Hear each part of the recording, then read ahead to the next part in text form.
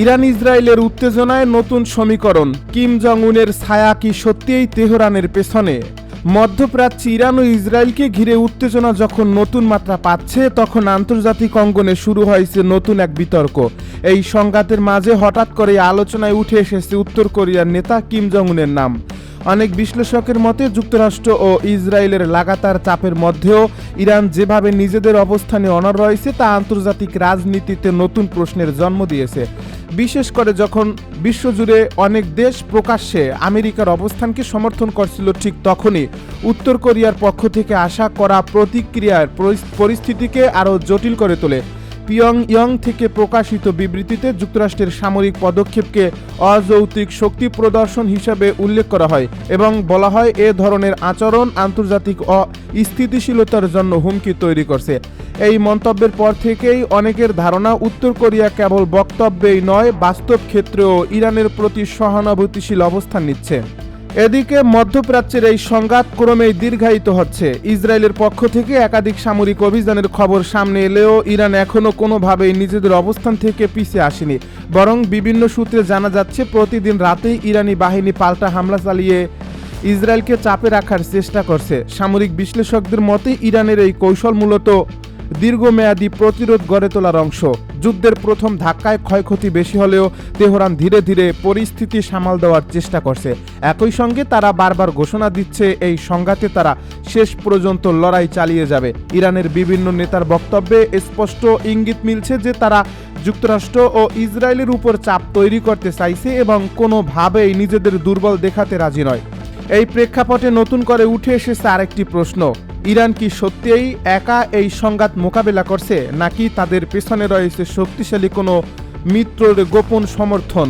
বিশেষ করে উত্তর কোরিয়ার সাম্প্রতিক ক্ষেপণাস্ত্র পরীক্ষার পর থেকেই এই জল্পনা আরও তীব্র হয়েছে। কয়েকদিন আগে পিয়ংইয়ংয়ে অনুষ্ঠিত এক সামরিক মহড়ায় অত্যাধুনিক মিসাইল পরীক্ষা করা হয়, যা আন্তর্জাতিক মহলে ব্যাপক আলোচনার জন্ম দেয়। ওই পরীক্ষার পর উত্তর কোরিয়ার নেতৃত্ব দাবি করে যে তাদের নতুন অস্ত্র প্রযুক্তি প্রতিপক্ষের প্রতিরক্ষা ব্যবস্থা ভেদ করার ক্ষমতা রাখে। ঠিক সেই সময়ে মধ্যপ্রাচ্যে ইরানের সক্রিয় সামরিক প্রতিক্রিয়া অনেকের মনে প্রশ্ন জাগিয়েছে, এই দুই ঘটনার মধ্যে কি কোনো গোপন সংযোগ রয়েছে?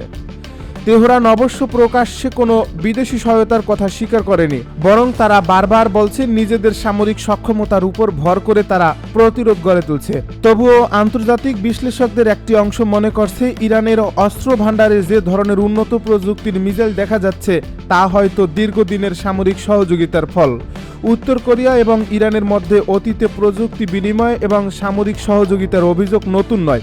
বিভিন্ন আন্তর্জাতিক রিপোর্টে উল্লেখ করা হয়েছে যে দুই দেশের মধ্যে ক্ষেপণাস্ত্র প্রযুক্তি নিয়ে যোগাযোগ ছিল, যদিও এই বিষয়গুলো কখনোই আনুষ্ঠানিকভাবে নিশ্চিত করা হয়নি। তবুও বর্তমান পরিস্থিতিতে সেই পুরনো আলোচনাগুলো আবারও সামনে চলে এসেছে।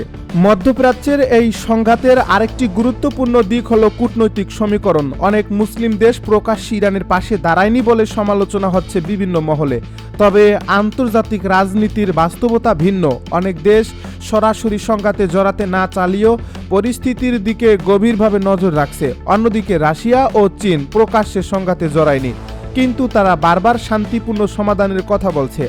আন্তর্জাতিক মঞ্চে এই দুই শক্তিধর দেশও যুক্তরাষ্ট্রের সামরিক পদক্ষেপ নিয়ে উদ্বেগ প্রকাশ করেছে। এর ফলে পুরো পরিস্থিতি এখন এক ধরনের কৌশলগত ভারসাম্যের উপর দাঁড়িয়ে আছে। এই পরিস্থিতির মাঝেই ইরান সম্প্রতি নিজেদের একটি গোপন মিসাইল স্থাপনার তথ্য প্রকাশ করছে বলে খবর ছড়িয়ে পড়ে। বিভিন্ন ভিডিও থেকে এই প্রতিবেদনে দাবি করা হয় পাহাড়ের ভেতরে তৈরি এই স্থাপনায় বিপুল সংখ্যক ক্ষেপণাস্ত্র মজুত রয়েছে। সামরিক বিশেষজ্ঞদের মতে এই ধরনের মিসাইল সিটি মূলত প্রতিপক্ষের হামলা থেকে অস্ত্র ভাণ্ডার রক্ষা করার জন্য তৈরি করা হয়। ইরানের এই পদক্ষেপকে অনেকেই কৌশলগত বার্তা হিসেবে দেখছেন। তাদের মতে তেহরান বোঝাতে চাইছে যে কোনো দীর্ঘমেয়াদী সংঘাত মোকাবেলার জন্য তারা প্রস্তুত। এদিকে উত্তর কোরিয়ার সাম্প্রতিক কর্মকাণ্ড আন্তর্জাতিক মহলের নজর কেড়েছে। দেশটির নেতৃত্ব দাবি করছে যে তাদের নতুন সমুদ্র প্রতিরক্ষা ব্যবস্থায় এমন পরিবর্তন আনা হয়েছে যা গত কয়েক দশকে খুব কমই দেখা গেছে। একটি যুদ্ধজাহাজ থেকে সফলভাবে ক্রুজ মিসাইল উৎক্ষেপণের ঘটনাও তারা প্রকাশ্যে দেখিয়েছে। এই প্রদর্শনী অনেকের কাছেই ছিল শক্তির বার্তা। বিশেষজ্ঞরা মনে করছেন পিয়ংইয়ং এর মাধ্যমে দেখাতে চায় যে তারা এখনও শক্তিশালী সামরিক সক্ষমতা ধরে রেখেছে এবং প্রয়োজনে মিত্রদের পাশে দাঁড়ানোর সামর্থ্য তাদের রয়েছে। তবে বাস্তব পরিস্থিতি কতটা ভিন্ন সেটিই এখন বড় প্রশ্ন। অনেক আন্তর্জাতিক পর্যবেক্ষক মনে করেন উত্তর কোরিয়া ও ইরানের মধ্যে সরাসরি অস্ত্র সরবরাহের বিষয়টি প্রমাণিত নয়, কিন্তু দুই দেশের মধ্যে কৌশলগত যোগাযোগ থাকার সম্ভাবনাও উড়িয়ে দেওয়া কঠিন, কারণ অতীতে বিভিন্ন নিষেধাজ্ঞা ও চাপের মধ্যেও এই দুই দেশ নিজেদের সামরিক প্রযুক্তি উন্নত করার চেষ্টা চালিয়ে গেছে। এর ফলে আন্তর্জাতিক পরিস্থিতিতে যদি কোনো ধরনের সহযোগিতা থেকেও থাকে তা প্রকাশ্যে আসা সহজ নয়। বিশ্ব রাজনীতির এই জটিল পরিস্থিতিতে সবচেয়ে বড় বিষয় হয়ে দাঁড়িয়েছে ভবিষ্যৎ সম্ভাবনা।